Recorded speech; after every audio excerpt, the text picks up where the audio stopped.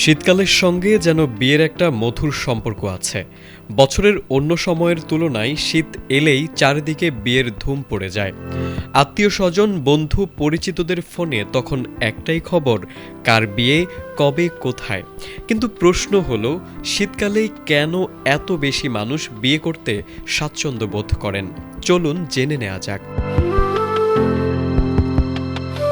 শীতকালে বিয়ের সবচেয়ে বড় সুবিধা হলো সময়।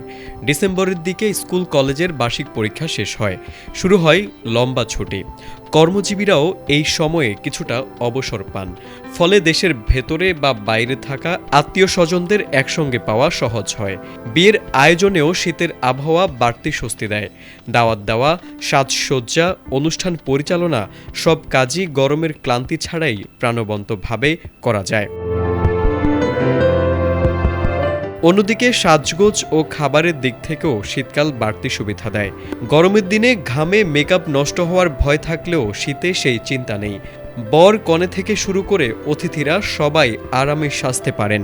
পাশাপাশি পোলাও, বিরিয়ানি, রোস্ট বা রেজালার মতো ভারী খাবার শীতকালে আরও উপভোগ্য হয়। ঠান্ডা আবহাওয়ায় খাবার নষ্ট হওয়ার ঝুঁকি কম থাকে। সঙ্গে পিঠাপুলি ও ঐতিহ্যবাহী খাবার বিয়ের আয়োজনকে আরও আকর্ষণীয় করে তোলে। খরচ ও ব্যবস্থাপনার দিক থেকেও শীতকাল বেশ সুবিধাজনক। এ সময় ফ্যানের প্রয়োজন হয় না, দিনের আলো কম থাকায় অনুষ্ঠান সাধারণত সময় মতো শেষ হয়।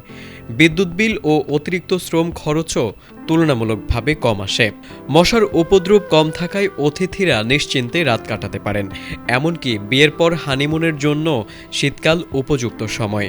দেশি বিদেশি পর্যটন কেন্দ্রে পাওয়া যায় আকর্ষণীয় কাপল প্যাকেজ। তবে শীতকালে বিয়ের কিছু অসুবিধাও আছে, যা অনেক সময় চোখ এড়িয়ে যায়।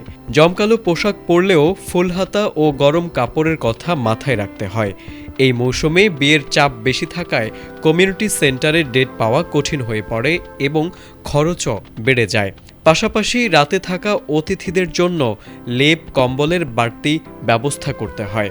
সব মিলিয়ে শীতকাল বিয়ের জন্য জনপ্রিয় হলেও পরিকল্পনা ছাড়া আয়োজন করলে ঝামেলাও কম নয়।